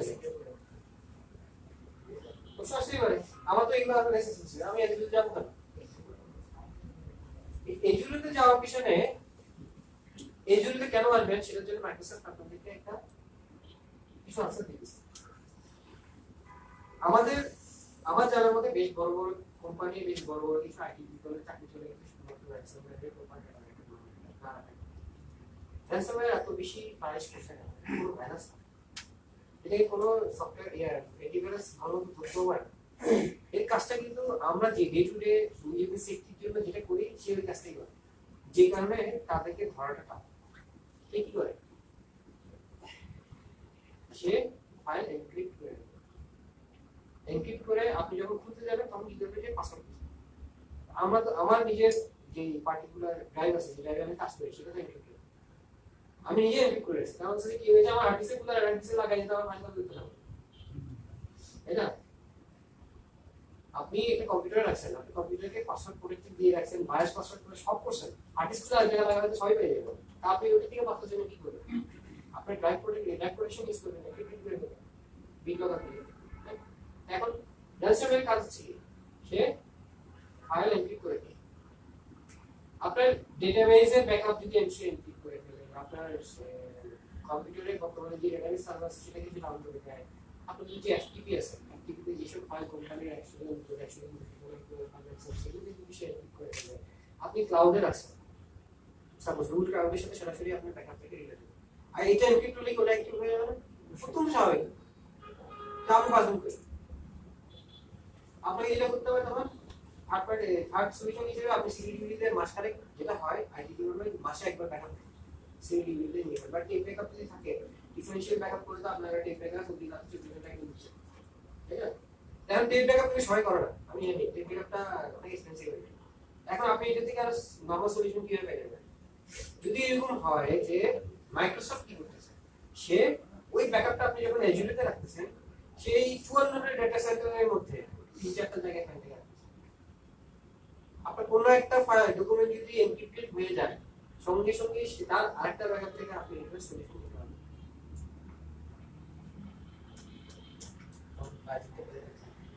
এটা আমার টাকাটা যদি লাভ বিশাল হয় সেক্ষেত্রে ব্যাপারটা হচ্ছে আপনি যখন যে ডাটাবেস থেকে ব্যাকআপ নিচ্ছেন, ও কিন্তু আপনার থেকে প্রাইসিং করতেছে সেটাই, বাট এটা হচ্ছে তার র্যানসমওয়্যার প্রোটেকশন। সে 2-3টা জায়গায় সে কপি রাখে, সে তার সাথেই করতেছে। ধরেন আপনি আপনি ডেটাবেসে হার্ড ডিস্কে যদি কোনো একটা ফাইল জায়গায় রাখেন, আপনার ফাইল করাপ্ট হয় না? এখন ওই যাতে ফাইল করাপশনটা যদি মিনিমাইজ করা যায়, তার জন্য হইলেও তো তাকে দুটো তিনটে জায়গায় রাখতে হবে। লজিকটা বুঝতে পারছেন? র্যানসমওয়্যার যখন সে একটা জায়গায় এনক্রিপ্ট করে ফেলতেছে, আপনি আরেকটা জায়গা থেকে সেকেন্ডারি জায়গা থেকে আরেকটা রিস্টোর করে নেবেন।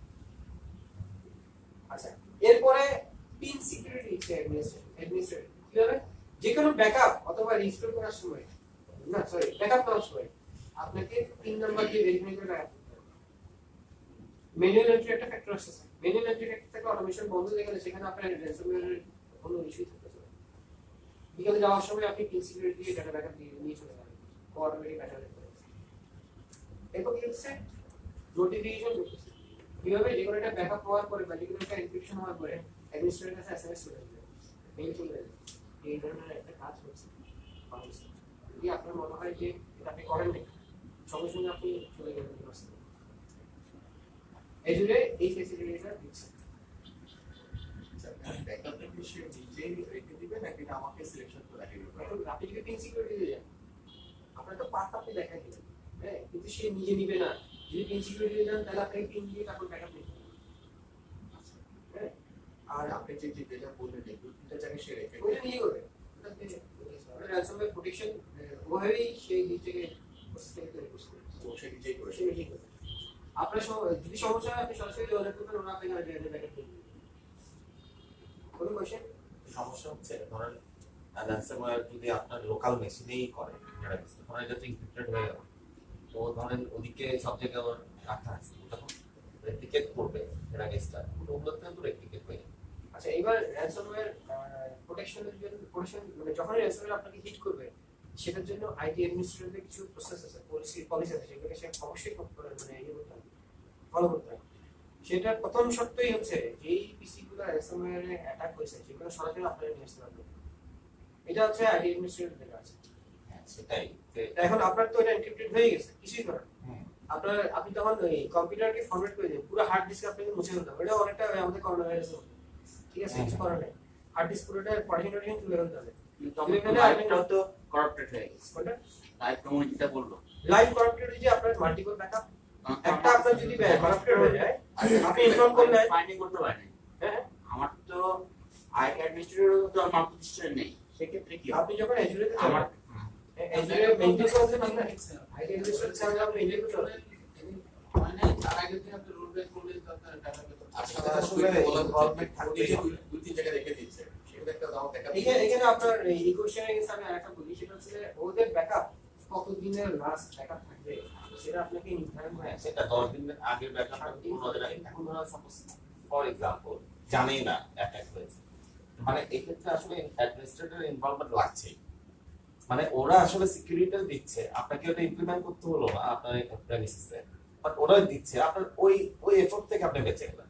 বাট আপনার এটা যেন প্রপারলি হয়, এটা আপনার জন্য এটা আপনার করতে হবে। এই সেক্টরগুলোতে আপনি আইটিপি কোড একটু রাখবেন, হ্যাঁ সেটা বলি এর কয়েকটা ব্যাপার আছে। আমরা হচ্ছে ধরেন আপনার ডাটা সেন্টার যেটা বলে যে আপনার ডাটা সেন্টার তো এজুরে ডাটা মানে গুগল ডাটা সেন্টার, যেই ডাটা সেন্টারে ডাটা সেন্টারে থাকে ডাটা সেন্টারটা সিকিউর ওই ধরনের নিয়ে যায়। কারণ আমি কালকে দেখলাম যে কমপ্লায়েন্স মানে ক্লাউড একটা যেটা আমি এই ধরনের প্ল্যাটফর্ম গুগল বলি বা এডব্লিউএস বলি, এটা কিন্তু প্রচুর কমপ্লায়েন্স সার্টিফাইড আছে, এরকম র্যানসমওয়্যার একটা ইয়ে হয় না। সে এখানে যেটা আমি কাজ করতেছিলাম যে এরকম যদি হয় ন্যাচারাল ডিজাস্টারের কারণে, ধরুন আপনি যে ইস্ট সেন্ট্রাল দিচ্ছেন বা দিল্লি দিচ্ছেন বা কোথাও একটা ডাটা সেন্টার দিচ্ছেন, ওইখানে কিন্তু ভূমিকম্পে ওদের ডাটা সেন্টারটা লস হয়। তো এটার জন্য যেটা রেমেডি আছে জিও রিডান্ডেন্ট আছে। আপনি জিও রিডান্ডেন্ট ন্যাচারালি ওরা তিনটা জায়গায় ব্যাকআপ পান, তিনটা জায়গায় কি হয় সিমultaneous। মানে আমরা যে ন্যাচারালি যখন অপারেশন করি কি অলওয়েজ অন করে কি করি যে আমার যাতে সিঙ্ক হয়, সিনক্রোনাইজ হয়ে থাকে। এটা কিন্তু টাইম টু টাইম ওদের মানে এখানে যে অ্যাজুরে যে ডেটাবেসটা এটা কিন্তু মানে আপনি টাইমের সাথে কি করতে পারেন, যে আপনি জানতে যে 5 মিনিট আগে ব্যাকআপ দেন, ওই জিনিসটা কিন্তু আপনি রেস্টোরেশন করতে পারেন। মানে এটা backup software নেওয়া যায়। এটা টাকাও মনে নেই, একটা টাইম দিয়ে পড়ে। হ্যাঁ, দুই নম্বর হচ্ছে পারফরম্যান্সের যে জিনিসটা হয় কি যে আপনার ডাটাবেসের যে পারফরম্যান্সগুলো যে প্যারালাল প্রসেসিং কিন্তু এখানে অ্যানাবল আছে।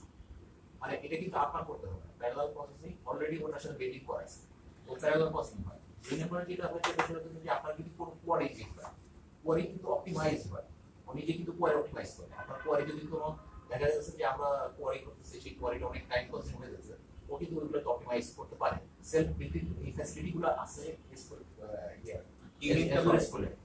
এই ধরনের মানে আমি আইডেন্টিফাই করতে 15-20টা এক্সট্রা বেনিফিট আছে যেগুলো অ্যাডমিনিস্ট্রেশন লেভেলে অন প্রিন্সেসে কাজ করা লাগে, ওইটা করতে পারে। তো ইনটু দ্যাট ওই যে আমরা দেখতেছি না যে পারফরম্যান্সটা বাড়তেছে, ওর ইন্ডেক্সিংও নিজে করে, ইন্ডেক্সিং রিবিল্ডও ও নিজে করতে পারে। বাট মাস্টার ইন্ডেক্সিং যেটা সেটা জন্য আমরা করি, বাট তার পরেও সেটা করতে পারে। ক্লাস্টার ইন্ডেক্সটা হলো জিবি সেন্ড করতে পারে। হ্যাঁ, নন ক্লাস্টার এই কারণে অন প্রিন্সেসের চেয়ে এটা বেশি মানে এফিশিয়েন্সি বেশি তো হবে, একটা প্রফেশনাল ওরা তো হবে, ওরাই বানিয়েছে না, তো হবে। আচ্ছা, তাহলে আমরা কিছু আইডিয়া পেলাম ব্যাকআপ সার্ভিস যদি আমরা ইউজ করতে চাই, তাহলে আমাদের এসকিউএল সার্ভারের এই যে ডেটাবেসটা আমার অন প্রেমিসেস যে এসকিউএল সার্ভারটা আমার বর্তমানে আছে, আমি এজেন্টে এসকিউএল দিলাম না, আমার কাছে এসকিউএল সার্ভার আছে, কিন্তু আমি ক্লাউডে সার্ভিসটা ইউজ করছি, আমার ব্যাকআপটা অপারেশন হয়, আমি কিভাবে ক্লাউডের সাথে সরাসরি ইন্টারফেসটা করতে পারি, আমার কোনো কাম করতে পারছি এসকিউএল সার্ভার, সেটা আমি একটা ব্যাকআপে এক্সপেক্ট করছি।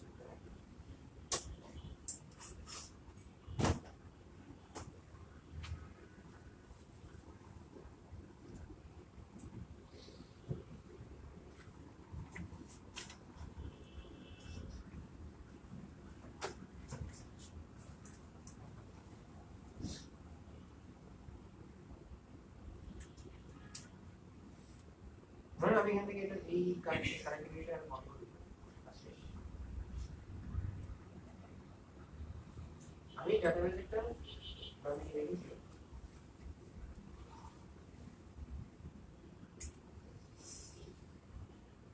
অ্যাডভেঞ্চার ওয়ান এই ডাটাবেসটা নাও আছে, আমি এটাকে রিস্টোর করতে পারি।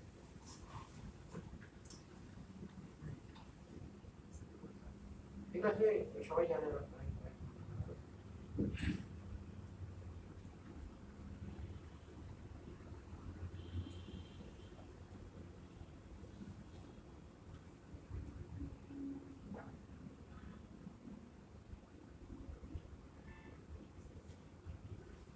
আমি ডিফল্ট জানি তাই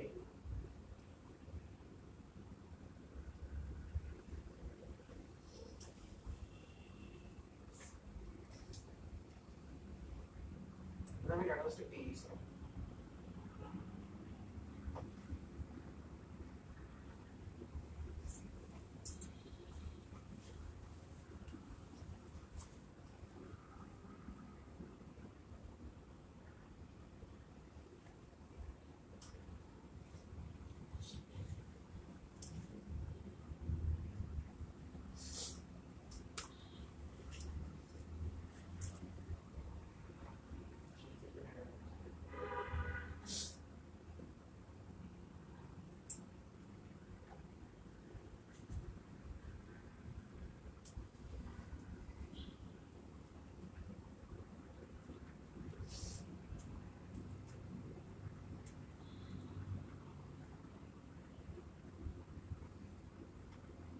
পারফরম্যান্স মোটামুটি সেম,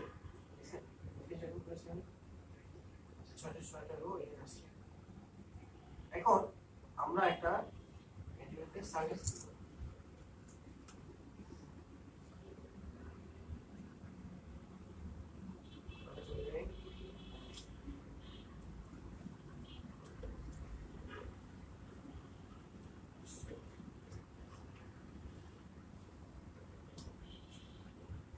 storage accounts. Okay.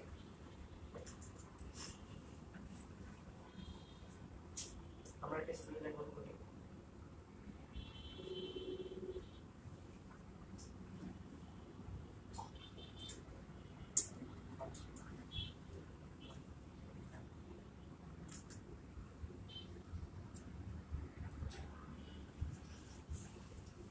इसको लगे कि स्पॉन्सर ये रिसोर्स ग्रुप देखा था, वही रिसोर्स ग्रुप पे हमें and storage account আমি তৈরি করলাম যে নিউ এটা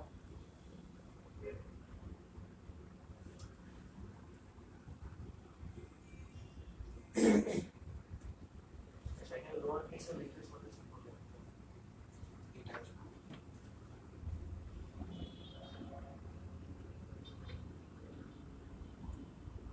series standard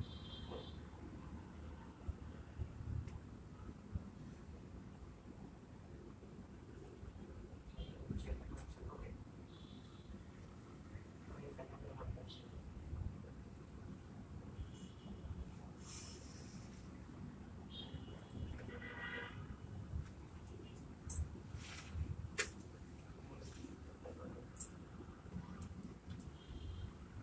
আমরা কি সব জায়গাতেই যাচ্ছি? হ্যাঁ, এই দোকানে আমার পাবলিক এনকোয়ারি দিয়ে রাখছি।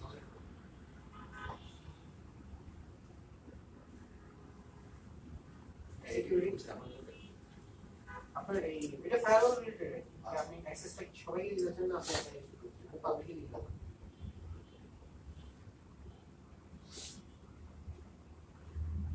অথবা আপনি প্রাইভেট এনকোয়ারি দিতে পারেন। ঠিক আছে, তখন আপনাকে এখান থেকে দিয়েছে কাছে দিবে। সিকিউরিটি দেখলাম এখানে এজুরে কোনো ফায়ারওয়াল টাওয়ার করতে হয় কিনা, ডাটা প্রোটেকশন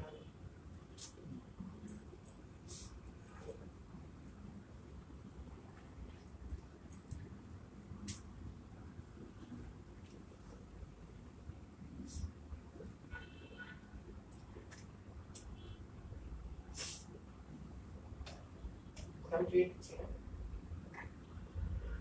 তাহলে আমার একটা স্টোরেজ সার্ভিস সার্ভিসে ডিপিআর এর ব্যাকআপ করব।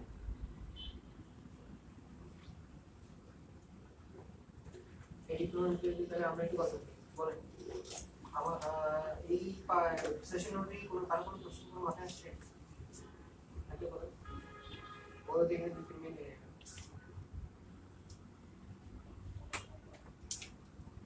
এটা আমরা কি করছি? সেটা হচ্ছে যে আমাদের ডেটাবেসটা অনলাইনে ক্লাউডে যদি আপলোড করতে হয় তাহলে আমার একটা স্পেস লাগবে না?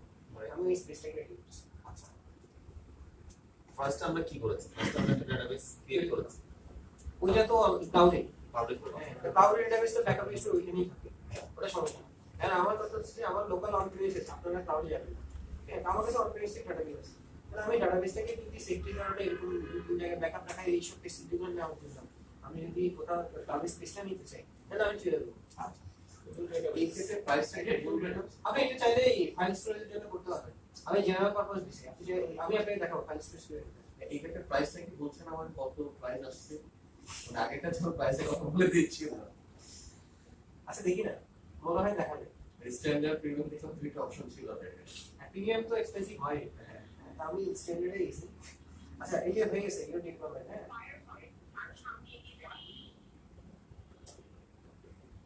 ওকে তাহলে আমি স্টোরেজে একটা তৈরি হয়েছে ডিবিএল ব্যাকআপ 1। এখানে দেখেন এখানে কন্টেইনারস আছে, দেখেন আমি তো প্রথমে এটাকে নাম দিয়ে তৈরি করলাম, এখানে আমাকে কন্টেইনারসে গিয়ে সেই কন্টেইনারসে তৈরি করতে হবে। এখানে আমার বিভিন্ন রকম ইউজার আইডি পাসওয়ার্ড থাকবে, এই কন্টেইনার ওই ইউজার আইডি পাসওয়ার্ড কানেকশন নিয়ে আসবে। এই এখানে কন্টেইনারে গিয়ে আমরা কিন্তু তখন প্রথমে যখন বানিয়েছি তখন কিন্তু কোনো ইউজার আইডি পাসওয়ার্ড কিছু ছিল না। আমি এই কি করব,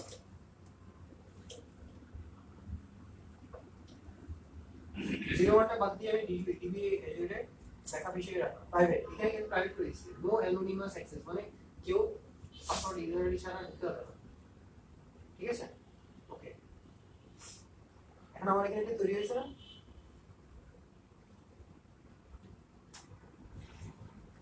এখানে দেখেন একটা অ্যারো আছে,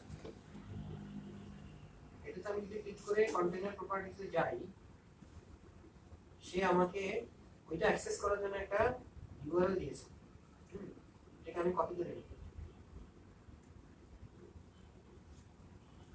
এই ইউআরএল দিয়ে আমাকে ওকে অ্যাক্সেস করতে হবে, ঠিক আছে ওকে। এরপরে আমি আসি অ্যাক্সেস কি, দেখা যাচ্ছে এই অ্যাক্সেস কিটা হচ্ছে ওকে আমার পাওয়ার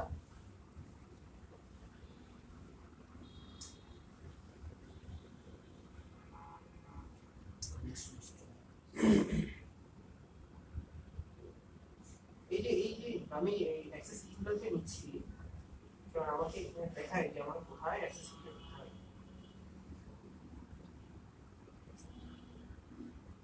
ডাটাবেস নিয়ে অনেকেই কাজ করছেন, সিকিউরিটি নিয়ে কখনো কাজ করছেন, ক্রেডেনশিয়াল নিয়ে।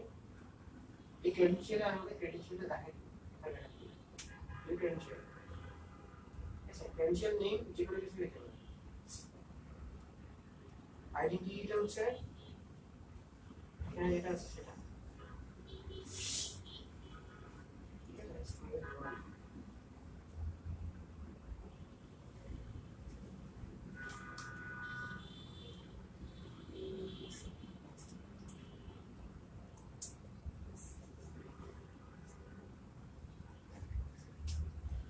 পাসওয়ার্ড এখানে ওরা দুটো দিয়েছে, যে কোনো একটা নেন। আমি প্রথম থেকে নিই, ঠিক আছে।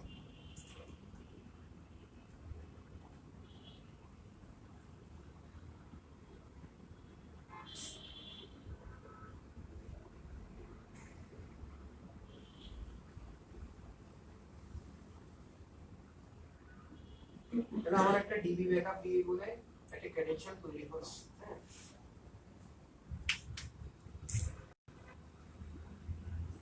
আমি এখানের মধ্যে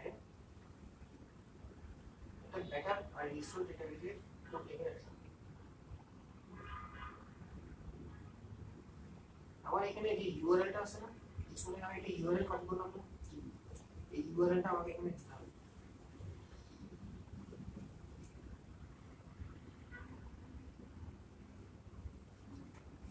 ইউআরএল মানে হচ্ছে ওকে পাথটা দেখা যায়। হ্যাঁ, পাঠটা মানে কোন জায়গায় যাবে।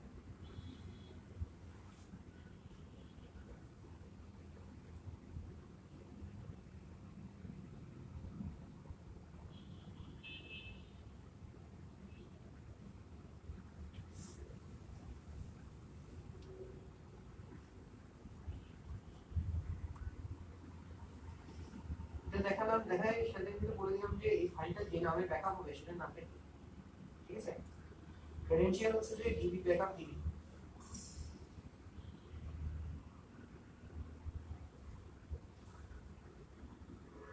কোন ক্রেডেনশিয়াল দিয়ে কাজ করছে।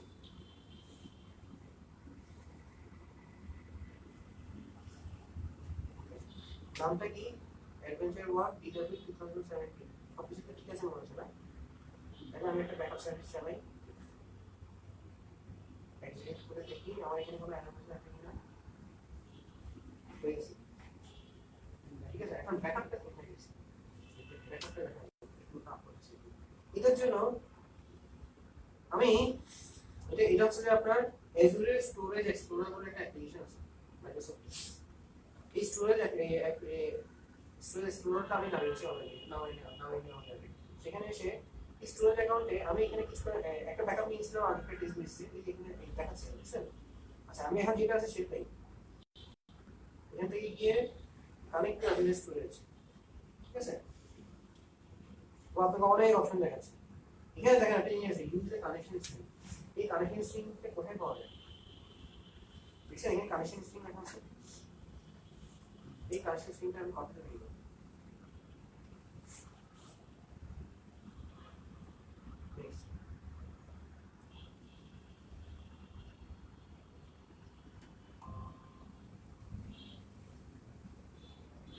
পেস্ট করতে।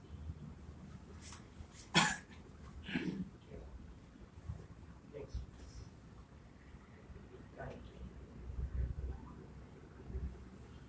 আসে, আমরা যদি ক্লাউড স্টোরেজে যাই, ঠিক আছে।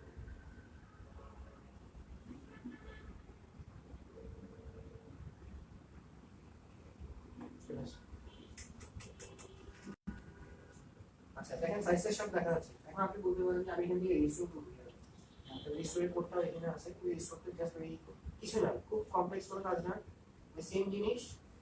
এখানে আমাদের পাথ দেখা দেওয়া আছে, ক্রেডেনশিয়াল দেওয়া আছে, সরাসরি এই লোকাল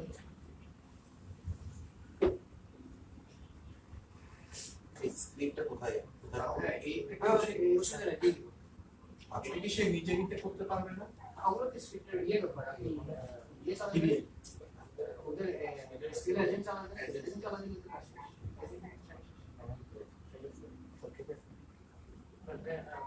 সময় যদি অ্যাড করে তাহলে তো আমার ওই লোকেশনে ক্যারেক্ট করার চান্সেস বেশি। না না, এটা তো সার্ভিস সরাসরি ক্রেডেনশিয়াল দিয়ে যাচ্ছে। আপনার র্যানসমওয়্যার থেকে ক্রেডেনশিয়াল অ্যাক্সেস পাবেন। র্যানসমওয়্যার কি ওইখানে অ্যাক্সেস করতে হলে ওই ইউজারই পাসওয়ার্ড দিয়ে দিতে পারবেন। লোকালি এটা ধরুন যে রেসপন্স থেকে একটা সেভ করে এটা একটা অনেক অনেক অনেক আমরা কি করি? আমরা করি কি ওয়ান ড্রাইভ বা গুগল ড্রাইভটা নামাই নিয়ে চালাই দিয়ে ফোল্ডারটাতে আমরা ব্যাকআপটাকে ফাঁক করে দিই। তো যে কারণে র্যানসমওয়্যার ডাইরেক্ট অ্যাক্সেস পেয়ে যায়। ও তো ফাইল এনক্রিপ্ট করলেই আর কিছু না। সেমটা কি অ্যাজুরের ভিএম কাজ করে? এটা হ্যাঁ না না, ভিএম এ তো আপনার ব্যাকআপ সার্ভিস আলাদা আছে, ওখানে এসকিউএল এজেন্ট চালানো যায়।